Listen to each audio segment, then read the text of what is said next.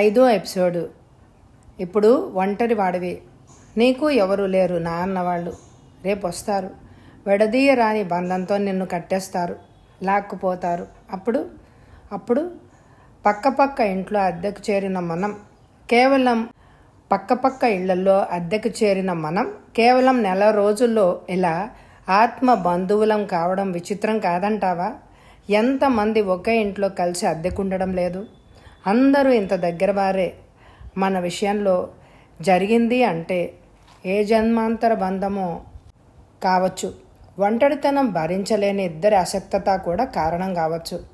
నువ్వొచ్చాక ఏదో తృప్తి, ధైర్యం, సంతోషం నాలో నిండాయి. నాది కూడా అందరిలాంటి జీవితమే అని అనిపించింది. కానీ నేను ఎంత వెర్రినో తెలుసా? అదొక కళ, నిద్ర లేచాక కూడా కళ కరిగిపోకూడదు అని అనుకోవడం వెర్రి కాదు. రావచ్చుగా. సుశీల నవ్వొచ్చింది, ఏడుపు లాంటి నవ్వు. రావు కంటే చిత్రమైన మనిషి ఈ ప్రపంచంలో లేరేమో. ఎదుట లేనప్పుడు అతడి గురించి ఎన్నో అనుమానాలు, అస్పష్టమైన భయాలు ముసురుకుంటూ ఉంటాయి. ఎక్కడ మునుగుతాడో, ఎక్కడ తేలి కనిపిస్తాడో చెప్పలేం. ఈసారి వచ్చినప్పుడు నాకు చెప్పు. అదే తమాషా, కనిపించినప్పుడు ఏ ప్రశ్న అడగలేము అతన్ని. అడిగినా అతని సమాధానం తిరుగులేని రామబాణంలాగా ఉంటుంది. తప్పంతా మనదే అనిపిస్తుంది. అసలు మీరు ఎలా కలిశారు? మీ మనస్తత్వాలు వేరు అని అనిపిస్తుంది. ఎలా కలిసిందో రావుకి నీకు 1,00,000 సార్లు అడిగాను నన్ను నేనే. నాకు అంతే చిక్కడం లేదు. చనువు తీసుకొని అడిగినందుకు క్షమించే. పర్వాలేదు సారథి, నేనే చెప్పాలనుకున్నాను ఎప్పుడో, కానీ గర్వంగా చెప్పుకునేదేం కాదని ఊరుకున్నాను. తలుచుకున్నప్పుడల్లా నాకే విసుగనిపిస్తుంది. వినడానికి నీకు మాత్రం ఉత్సాహం ఎలా ఉంటుంది? చెప్పలేదు. ఉత్సాహం కాదు సుశీల, నా అసక్తతకి కారణం ఆపేక్ష. కథ విన్నాక నీ ఆపేక్ష అసహ్యంగా మారుతుందని భయం. సుశీల, ఎదుటి వాళ్ళని భ్రమపడి గౌరవించడం, ఆ భ్రమ తొలగిపోగానే ఆశాభంగంతో అసహించుకోవడం నా తత్వమే కాదు. మంచితో పాటు చెడ్డను కూడా భరించగలిగే మనిషే నాకు ఆత్మీయుడు కావడం జరుగుతోంది. మంచిదే, కానీ నా జీవితంలో మంచికి అర్థం లేదు కనుక అంతా మలినం. తప్పుల దొంత సారది. తప్పులు చేయంతెవరు చెప్పు? మనిషాక అందరూ పొరపాట్లు చేస్తారు. ఏ పాపం ఎరగమని చెప్పేవాళ్ళు మహాయోగులు అన్నా అయి ఉండాలి, లేకపోతే పరమ వంచకులైనా అయి ఉండాలి. ఇక మన మధ్య మహాయోగులు ఎంతమంది ఉన్నారో చెప్పు. నీ బాధను పంచుకునే అర్హత కూడా లేదంటావా నాకు? మా నాన్న లాయరు, కాకినాడలో. డబ్బు, దాంతోపాటు వచ్చే గౌరవం అన్నీ అనుభవిస్తున్న కుటుంబమే. అన్నిటినీ వాళ్ళకిచ్చి పెళ్లి చేద్దాము అని అనుకున్నాడు నాన్న ఘనంగా. పెళ్లి కూడా నిశ్చయమైంది. ఎవరితో? నేను చూడలేదు పెళ్లి కొడుకును. వీధి పొడుగునా పందిరేశారు, తోరణాలు కట్టారు, కాళ్ళకి పారాణి పూసి, కళ్ళకి కాటుక రాసి, నుదుట తిలకం పెట్టి నన్ను పెళ్లి కూతుర్ని చేశారు. కిటికీలోంచి కనిపించిన కళ్యాణ మండపం, మంగళ వాయిద్యాలు మారం రోగుతున్నాయి. కానీ చెప్పలేకపోయాను. ఏమైంది? ఆ పెళ్లి బట్టల్లో దొడ్డిదోవన దొంగతనంగా పారిపోయి ఈ ఊరు వచ్చేసాను. ఎందుకని? రావు కోసం. మా ఊరిలో పరిచయం, ఇక్కడ చదువుకుంటూ హాస్టల్లో ఉంటున్నాడు. సరాసరి అతని దగ్గరికి వెళ్ళాను. నన్ను చూడగానే తెల్లబోయాడు. వెంటనే చెప్పాను. ఏమని? ఎప్పుడు చెప్పని మాట, చెప్పలేని మాట. సిగ్గు విడిచి, స్త్రీకుండే అభిజాత్యాన్ని వదిలిపెట్టి నోరు విడిచి అడిగాను. అతడిచ్చిన మాట నిలబెట్టమన్నాను. అతడేమన్నాడు? ముందు వెనకాలాడాడు, దిక్కులు చూశాడు, నసిగాడు, మూలిగాడు. అదంతా భయం అనుకున్నాను. చిన్నతనం వల్ల తెగించి బయటపడే తెగువ లేకపోవడం కారణం అని అనుకున్నానే. కానీ తర్వాత తెలిసింది నిజం. ఏమని? ప్రేమ వేరని, పెళ్ళి వేరని. ప్రేమనే మాట మనల్ని మనం మోసం చేసుకోవడానికే, ఎదుటి వాళ్ళని వంచేందుకు ఉపయోగపడే అర్థం లేని వ్యర్థ పదమని. రావు నీతో రాలేదా? రాకపోయినా బాగుండేది. వచ్చాడు. హాస్టల్ ఖాళీ చేసి ఈ ఇల్లు తీసుకున్నాడు. కొంతకాలం గడిచిపోయింది. వేడి మీద పరిగెత్తాయి రోజులు. మన మనసుకి ఏనాడో పెళ్ళైంది. తొందర ఎందుకు? పొమ్మన్నాడు. పెళ్లి మాట ఎత్తితే ఎలా గడిపేవారు? డబ్బున్నవాడా? నా ఒంటి మీద 10,000 రూపాయల నగలతో వచ్చాను. డబ్బుకు ఇప్పటిదాకా ఇబ్బంది పడలేదు వాటి సహాయంతో. అప్పుడు ఉన్నట్టుండి మాయమయ్యాడు. మళ్ళీ ఇప్పటి వరకు అతడు జాడే లేదు. మీ నాన్నగారికి ఉత్తరం రాయలేదా? రాశాను, జవాబు కూడా వచ్చింది. నువ్వు నా కడుపున పుట్టలేదు, చచ్చినట్టే లెక్క అంటూ పొడి ముక్కలు 2 రాశారు. ఇల్లు తీసుకున్నవాడు ఇటువంటి వీధిలో ఎందుకు తీసుకున్నాడు నేను అడిగాను. వెంటనే దొరకంది ఇక్కడ తీసుకున్నట్ట. నేను అలాగే చేరాను ఇక్కడ. తర్వాత తెలిసింది. ఇంతకీ పెళ్లి సంగతి గట్టిగా నిలబెట్టి అడగకపోయావా? అడిగాను, గట్టిగానే అడిగాను, చాలాసార్లు అడిగాను. అడిగి విసుగు పుట్టింది ప్రాణం. అభిమానాన్ని చంపుకోవడానికి ఒక హద్దంటూ ఉంటుంది కదా సారథి. పెళ్లి చేసుకోలేని వాడు అసలు నిన్నెందుకు నమ్మించాడు? ఎందుకు ఇక్కడికి తీసుకొచ్చాడు? అటువంటి మనిషి అని తెలియక మళ్ళీ మాట్లాడకూడదు. ఏం చేయమంటావు? నా అసక్తత అది. ఎన్నో అడగాలనుకుంటున్నానా? అతన్ని చూశాక నోట మాట రాదు. ఆ కాసేపు ఎన్ని కబుర్లు చెప్తాడో వింటూ కూర్చుండిపోవాలి అని అనిపిస్తుంది.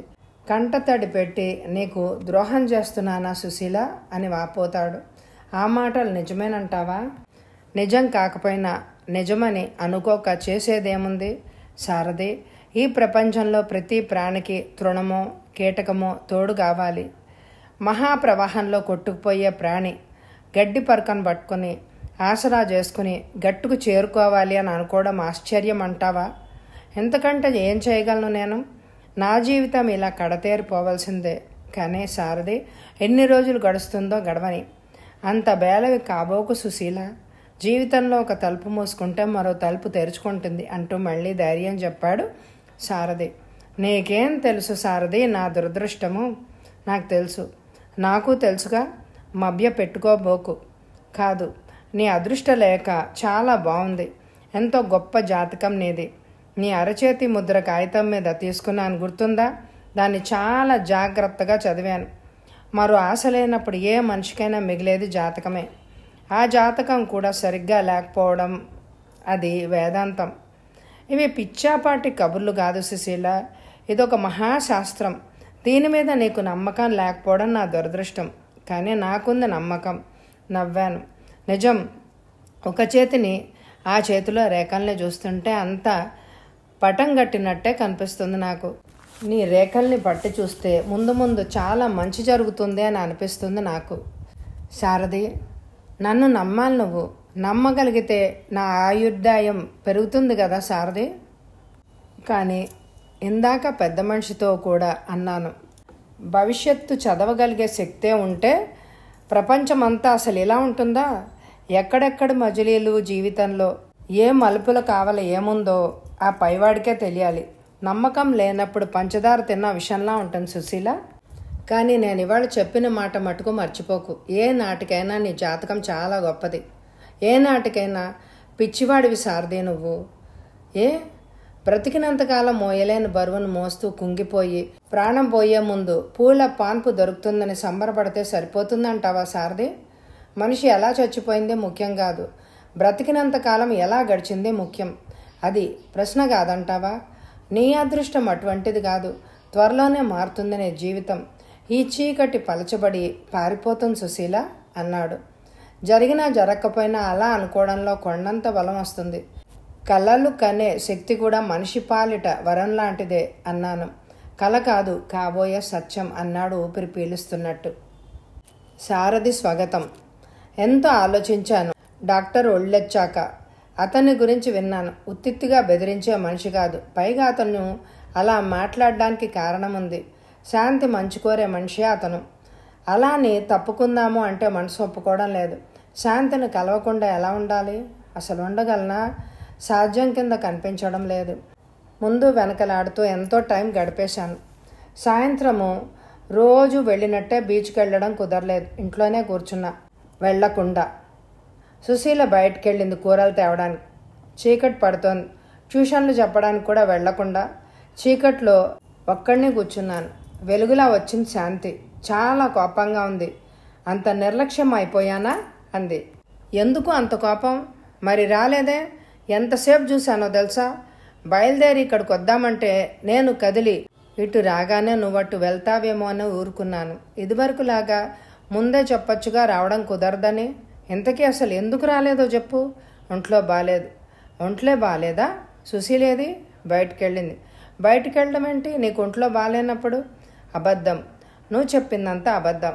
నీకే మాత్రం నలతగా ఉన్నా సుశీల బయటికి వెళ్ళదు నిన్ను వదిలిపెట్టి. సరే, అబద్ధాలు కూడా మొదలెట్టావన్నమాట. డాక్టర్ గారు వచ్చారు శాంతి. మళ్ళీ ఇదే అబద్ధమా? నిజమే చెప్తున్నా శాంతి. డాక్టర్ గారు ఇక్కడ రావడం ఏంటి? ఆశ్చర్యంగా ఉంది. అసలు ఎందుకు వచ్చినట్టు? చెప్పాలా వద్దా అని సంకోచించాను. మాట్లాడవే అంది. ఎందుకులే, దాచుకోకు. నాకెలాగో తెలుస్తుంది నువ్వు చెప్పకపోయినా. సుశీల్ చెప్తుంది. నన్ను ఊరి నుంచి వెళ్ళిపోమన్నారు. శాంతి ముఖం ఎర్రబడిపోయింది కోపంతో. ఆయన ఎవరు? నిన్ను వెళ్ళమనడానికి? ఏమో, డబ్బు కూడా ఇస్తామన్నారు. అలాగా, తీసుకొని వెళ్ళకపోయావా? మంచి సంపాదనే అంది వెటకారంగా. అదే అనుకున్నాను, కానీ నీ మీద జాలేసి ఊరుకున్నా అన్నాను నవ్వుతూ. మంచి పని చేశారు తమరు. సరే, నా విషయం మీకు అనవసరం అని చెప్పలేకపోయావా ఆయనతో? ఎలా? అసలు నాకు మాట్లాడే అవకాశమే ఉంటేగా. ఇంకోటి కూడా అన్నారు అన్నట్టు. ఏమిటి? ఊరు నుంచి పారిపోకపోయినా నిన్ను మళ్ళీ కలిసిన మనిషిని కూడా మిగలనీయరట. అంత మాట అన్నారా? ఆయనకి చాలా చిన్న మాట అది. నువ్వేమన్నా? ఏమీ అనలేదు. సిగ్గులేదా? నువ్వు అసలు మగాడివి కాదు. పౌరుషం లేదా? ఆయన నానా మాటలు అంటుంటే ఎలా ఊరుకున్నావు అంది. నేను కూడా నోరు జారినంత మాత్రాన వచ్చేదేం లేదు కదా అన్నాను. ఆయన అలాంటి వారని నేను ఎప్పుడు అనుకోలేదు. మంచివాడే శాంతి, నీకోసమే అలా మాట్లాడారు. అదాయన నమ్మకం, పద్ధతి. అంత మాత్రాన మనిషి చెడ్డవాడు ఎలా అవుతాడు? అయితే ఆయన తప్పు లేదంటావు. తప్పెవరిదో నేనలా చెప్పను, చెప్పలేను. ఇప్పుడేం చెయ్యాలి అన్నదే ఆలోచన. చేయడానికి ఏముంది? నువ్వు నన్ను కలవడం మానేలేవా? ఏమంటుందో అని అడిగాను. నువ్వు ఊపిరి పీల్చకుండా బ్రతకలేవా అన్నట్టుంది నీ ప్రశ్న అంది. నీళ్లు తిరిగాయి తన కళ్ళలో. జాలేసింది. ఎందుకు పెంచుకుంది నాలాంటి అసమర్థుడి మీద అలాంటి బంధం? నిజం సారథి, అంతగా కలిసిపోయావు నాలో నువ్వు. దగ్గరికి తీసుకున్న తనని నన్ను పెళ్లి చేసుకో సారథి, నీ దాన్ని చేసుకో శాశ్వతంగా. ఇంకొన్ని రోజులు ఓపిక పట్టు శాంతి. దేనికి? నేను సెటిల్ అవ్వాలిగా. అప్పటిదాకా లాభం లేదు. నిన్ను సుఖపెట్టలేను, నేను సుఖపడలేకపోయినా. ఉన్న దాంట్లోనే తిందాం ఇద్దరం. కాదు, నీకు తెలియదు. నాకు కొంచెం టైం కావాలి. ఆగలేవా? నీకోసం ఆగలేకపోవడం అనేది ఉండదు. ఎన్ని జన్మలైనా ఆగుతాను. పిచ్చి శాంతివి అంటూ ముద్దు పెట్టుకున్నాను నుదుటి మీద. 26న ఏర్పాటైంది. ఏమిటి? ఆరంగేట్రం. నేను రావచ్చా అన్నా. నువ్వు రాకపోతే అక్కడ ఏమీ ఉండదు. మీ డాక్టర్ ఉంటాడా? నువ్వు వస్తావుగా? వస్తాలే. మరి కాసేపు కూర్చుని వెళ్ళిపోయాను శాంతి. అవాల్టి నుంచి రోజు ఇంటికే రావడం మొదలుపెట్టింది శాంతి. 15 రోజులు చకచకా గడిచిపోయాయి. తన ఆరంగేట్రం చూడ్డానికి సుశీలను కూడా తీసుకుని బయలుదేరాను. క్రితం రోజు మా ఇద్దరి కోసం ఇన్విటేషన్ కార్డు కూడా ఇచ్చి వెళ్ళింది శాంతి. థియేటర్లో రద్దీ చూస్తే కళ్ళు తిరిగాయి. కాంపౌండ్ నిండా కార్లు కనిపించాయి. పబ్లిసిటీ చక్కగా చేశాడు డాక్టర్. పైగా ఎంతో పలుకుబడి ఉన్నవాడు. శాంతి అందం కూడా సామాన్యమైనది కాదు. సిటీలో ఉన్న ఎలైట్ అంతా అక్కడికి వచ్చినట్లు అనిపించింది. 3వ వరుసలో కూర్చోబెట్టారు వాలంటీర్లు. ఆ రోజు అనుభవం మర్చిపోలేంది. ఆ రాత్రి ఇంటికొచ్చాక అసలు నిద్ర పట్టలేదు. శాంతి కనిపించింది మెరిసిపోతూ, కళ్ళు తెరిచినా మూసినా. ఆ అందం, ఆ లావణ్యం స్టేజి లైట్ల కాంతిలో రెట్టింపై కనిపించిందేమో.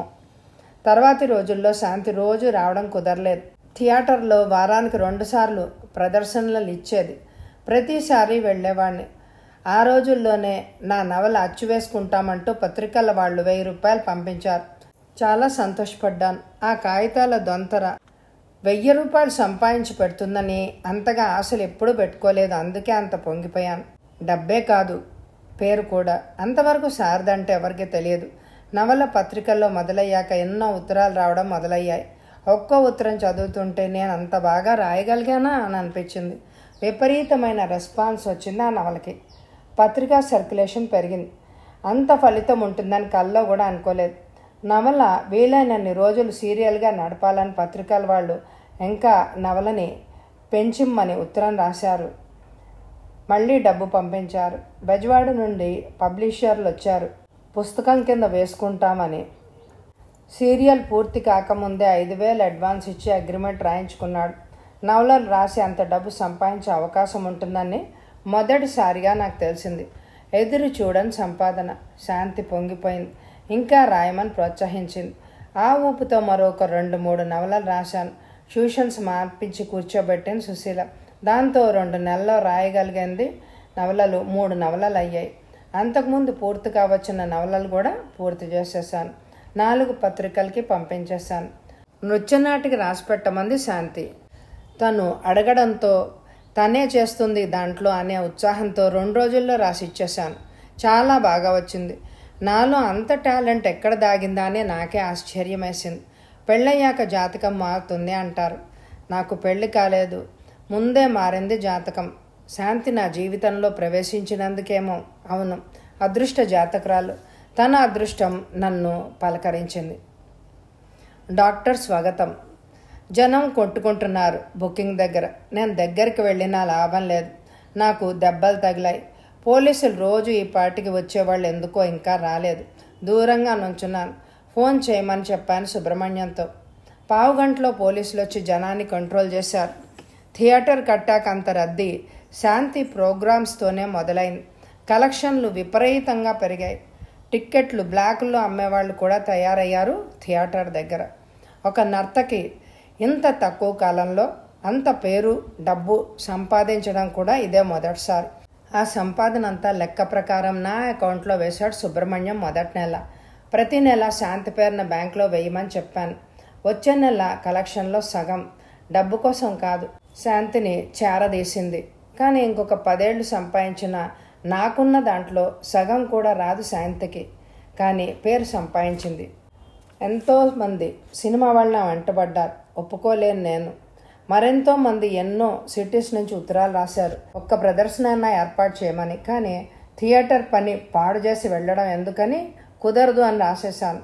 నాట్యం విషయంలో మిగతా వాటిల్లో కూడా ఒక సారథి విషయమే తప్ప నా మాట జవదాటేది కాదు శాంతి.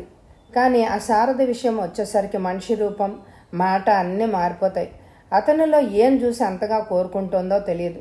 ఏదో 2-3 ముక్కలు పుస్తకాలు రాశాడు, అది కూడా ఈ మధ్యే, అంతేగా. అదేనా అతని గొప్పదనం? అతన్ని మొదటిసారి కలిసి వచ్చిన రోజు మళ్ళీ శాంతితో అతడు ఎటువంటి సంబంధం పెట్టుకున్నా మసి చేద్దామని అనుకున్న మాట నిజమే. కానీ శాంతి మొహం చూసి మనసు మార్చుకున్నాను. వీలైనంత శాంతినే కనిపెట్టి ఉంటే సరిపోతుంది అని సర్ది చెప్పుకున్నాను. చివరికి శాంతి సారథి దగ్గరికి వెళ్తూ ఇంకెక్కడికో వెళ్తున్నానని అబద్ధం చెప్పినప్పుడు కూడా నిలదీసి అడగలేకపోయాను. రాను రాను అది మామూలు అయిపోయింది. అలసిపోయిన తర్వాత ఆర్టిస్ట్కి ఏదో ఒక చోట సేద తీర్చుకునే అవకాశం దొరకాలి. అది సారథి దగ్గర దొరుకుతోందేమో శాంతికి అని ఊరుకున్నాను. ఒకరోజు ఏదో స్క్రిప్ట్ తెచ్చిచ్చింది శాంతి. సారథి రాసిన నృత్య నాటికని. ఎంతో బాగుందని దాన్ని స్టేజ్ చెయ్యాలని చెప్పింది. అప్పుడు కోపం వచ్చింది నాకు. అయినా ఏం అనలేకపోయాను. నా కోపం స్క్రిప్ట్ మీద చూపించాను. ఖాళీ మసైపోయింది. మొదటిసారి అబద్ధం చెప్పాను. పోయిందని చెప్పాను శాంతితో. నేను చేయదలుచుకుంటే ఏమైనా చేయగలను. సారథిని నామరూపాలు లేకుండా చేయగలను. కానీ చేయలేదు. అది నా బలహీనత కావచ్చు, మంచితనం కూడా కావచ్చు. ఏదైనా అర్థం చేసుకుని శాంతికి దూరం అయిపోవాల్సింది సారథి. ప్రోగ్రాం మొదలవుతుంది ఇంకాసేపట్లో అన్నాడు ప్యూన్ వచ్చి. లోపలికి నడిచాను. మిమిక్రీ చేస్తున్నాడు. నేను బొంబాయి నుంచి తెచ్చిన కుర్రాడు. ఏదైనా అనివార్య కారణాల వలన కార్యక్రమం మొదలెట్టడానికి ఆలస్యం కనుక ఉంటే కవర్ చేయడానికి పనికొస్తాడని పట్టుకొచ్చాను అతన్ని. కానీ రోజు అతను కూడా అలవాటైపోయాడు జనానికి. ఒక 5 నిమిషాలన్నా అతను స్టేజ్ మీద కనపడకపోతే కేకలేసి మరీ పిలిపించుకుంటున్నారు ఆడియన్స్. హాల్లో ముందు వరుసలో ఆ సారథి ఉన్నాడేమో అని చూశాను. రాలేదు ఎందుకనో. ఆ వేళ టైం చూశాను, 6:30 దాటింది. మామూలుగా 6 గంటలకు మొదలవ్వాలి ప్రోగ్రాం. కానీ ఆ వేళ మిమిక్రీ ఇంకా సాగుతూనే ఉంది. మళ్ళీ లేటుగా వచ్చినట్టుంది శాంతి. ఈ కుర్రాడు ఉండడంతో కాస్త లేట్ అయినా పర్వాలేదులే అనే ధీమా వచ్చిందేమో తనకి. నేను నుంచున్న చోటి కాస్త దూరంలో కనిపించారు 2 పెద్ద మనుషులు. వాళ్ళ మాటలు మనుషులు కూడా గమ్మత్తుగా ఉన్నారు. అయ్యా, తమ పేరేంటన్నారు కళ్ళజోడతను. ఏమీ అనలేదు అన్నాడు లావుపాటు అతను. అదే తమ పేరేంటో బ్రహ్మానందమని గెద్దలూరులేండి. ఏమిటి అంత దూరం నుంచి వచ్చారన్నమాట? వేరే పని మీద వచ్చా ఈ చెన్నపట్నానికి. మా మేనల్లుణ్ణి అబ్బి మీ ఊళ్ళో చూడాల్సింది ఏమిట్రా అని అడిగితే ఈ టికెట్లు తెప్పించాడు. అది సంగతి. కానీ బ్రహ్మానందం గారు ఇదేం న్యాయం చెప్పండి, డాన్స్ 6 గంటలకు అన్నారు, 7 అవ్వచ్చుంది, ఇంకా రానే లేదు. నా పేరు అవధాన్ అంటారండి అన్నాడు కళ్ళజోడువాడు. అవధాని ఇంకాసేపు ఆ కుర్రాడు ఓదర కొడుతూ ఉంటే, మహాతల్లి రానే లేదు, కోపంతో జనం అరుస్తున్నారు, ఆహాకారాలు చేస్తున్నారు అన్నాడు ఆ లావుపాట ఆయన. ఇదంతా విని కుర్చీలు కూడా విరగ్గొడతారేమో అనిపించింది చూసిన డాక్టర్కి. లోపలికొచ్చాడు. శాంతి, ఏమిటిది, ఏం జరిగింది? నీ పద్ధతి ఏం బాగాలేదు, ఇవాళ ఏమైందా నీకు? నాకు చాలా తలనొప్పిగా ఉంది. అక్కడ హాల్ నిండిపోయింది, 7 గంటలు దాటింది, నువ్వింకా మేకప్ కూడా చేసుకోలేదు. ఇవాళ నా ఒంట్లో బాగాలేదని చెప్పానుగా మీకు. తప్పదు, నువ్వు గజ్జ కట్టక. నేను ఇవాళ డాన్స్ చెయ్యను. ఎందుకు? నన్ను విసిగించకండి. శాంతి, మీరు మీట నొక్కినప్పుడల్లా తిరిగే యంత్రాన్ని కాదు నేను, మనిషినే నేను కూడా. ఇంగిత జ్ఞానం ఉన్న మనిషి ఎవ్వరూ అలా అనలేరు. ఇంతమంది జనం వచ్చారు, నువ్విప్పుడల్లా మొండికేస్తే ఏం చేయమంటారు? ఒంట్లో బాగాలేదా? శాంతి, నువ్వెందుకు ఇలా చేస్తున్నావో నాకు తెలుసు. ఏం తెలుసు మీకు? ఆ దరిద్రుడు వాడు రాకుండా గజ్జ కట్టకూడదని నీ పంతం, అంతేగా అని మీరు అనుకుంటున్నారు. నిజం కాదా? నా మొహం చూసి చెప్పు. డాక్టర్, ఈ క్షణం చావగలను విషం తిని, గజ్జ మాత్రం కట్టలేను. నా తల పగిలిపోతోంది, ఒళ్ళు తూలిపోతోంది, నేను వెళ్ళాలి అంటూ లేచింది. ఆడియన్స్కి కోపం వస్తే ఏమన్నా చేస్తారు, థియేటర్కి నిప్పు కూడా పెడతారు. ఆగింది తలుపు దాకా వెళ్ళి. డాక్టర్, మీకొకటి చెప్పాలనుకుంటున్నాను, మర్చిపోయా అంది. ఏంటి? మీకు స్క్రిప్టు కాల్చడం కూడా రాదు, కాగితాలన్నీ కాలిపోయి నుసైపోయేదాకా మంట దగ్గరే ఉండాలి అని చెప్పి వెళ్ళిపోయింది విసురుగా. తనకి తెలిసింది. ఎలా? పైన బాల్కనీలో అగ్గిపుల్ల అంటించి వచ్చేసాను, అక్కడక్కడ కాలకుండా మిగిలిపోయిందేమో చూసుంటుంది శాంతి. పాపం చేశానా? తర్కించుకోవడానికి వ్యవధి లేకుండా బయట నుంచి గొడవ వినిపించింది. పరిగెత్తాను బయటికి. ఎంతోమందికి ఆశ్రయం ఇస్తుందని, మరెంతోమందికి వినోదం అందిస్తుందని థియేటర్ కట్టాను. వాళ్ళ ఆవేశానికి అది నుసి కాకుండా చూడాలి. ప్రేక్షకులకి విజ్ఞప్తి, దయచేసి మీ సీట్లలో మీరు కూర్చోండి. నా మాటలు విన్నాక ఏం చెయ్యాలో మీరే నిర్ణయించుకోండి. థియేటర్ పాడు చేయొద్దు. మీకోసం, మీరు సరదాగా సాయంత్రాలు గడపడం కోసమే థియేటర్. గోల ఎక్కువైంది, గొంతులు పెంచారు. మరి కాస్త అందరికీ వినపడాలని రోజు ఎంతోమంది ప్రేక్షకులకి ఉల్లాసం కలిగించే శాంతి, నర్తకి శాంతి ఈరోజు ప్రమాద స్థితిలో ఉంది. రోజు మీకు ఆనందాన్ని అందించే మీ నర్తకి శాంతి గుండెపోటు వచ్చింది. హాస్పిటల్కి పంపించాను. నేను వెళ్ళాలి. మీరందరూ శాంతంగా ఉంటే మీ టికెట్ డబ్బులు వాపస్ చేయబడతాయి. దయచేసి శాంతంగా ఉండండి. నా ముఖమంతా చెమటలు పట్టేశాయి. గొడవ సర్దుకుంది. దేవుడి దయ వలన ఎటువంటి గొడవ జరగలేదు. సుబ్రహ్మణ్యాన్ని పిలిచి టికెట్ డబ్బులు వాపసు ఇచ్చేయమని చెప్పి నేను బయటపడ్డాను. దేంట్లోనైనా దూకి చచ్చిపోవాలి అని అనిపించింది ఆ క్షణంలో. శాంతి స్వాగతం. తలుచుకుంటే ఆవేశం ఎక్కువవుతోంది. అంతటి నీచమైన పని ఎలా చేయగలిగాడు డాక్టర్? కళాకారులంటే గౌరవించే మనిషి. ఒక రచన అలా కాల్చగలిగాడు అంటే కారణం ఏంటి? సారథి మీద అక్కసా? ఎంత అక్కసున్నా అటువంటి పని చేయడం ఆయనకి అసలు ధర్మం కాదు. సారథికి తెలిస్తే ఎంత బాధపడతాడు?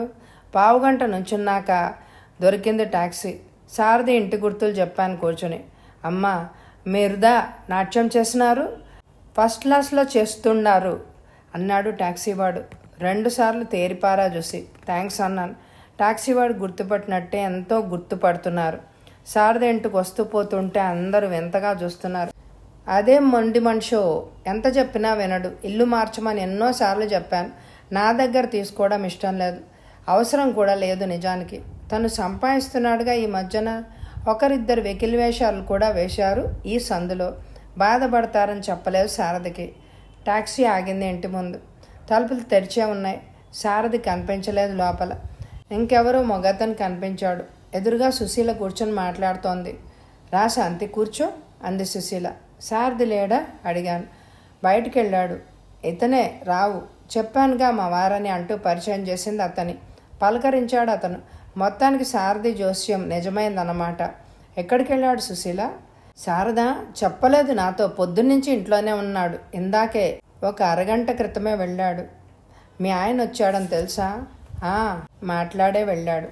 ఎక్కడికి వెళ్ళుంటాడో? బీచ్కి వెళ్ళి చూస్తే నేను వస్తా సుశీల అంటూ లేచాను. కాఫీ తాగి వెళ్దురుగాను. వద్దులే, పనుంది అంటూ బయటకొచ్చి టాక్సీలో కూర్చున్నా. బీచ్కు పొమ్మని టాక్సీ వాడితో చెప్పా.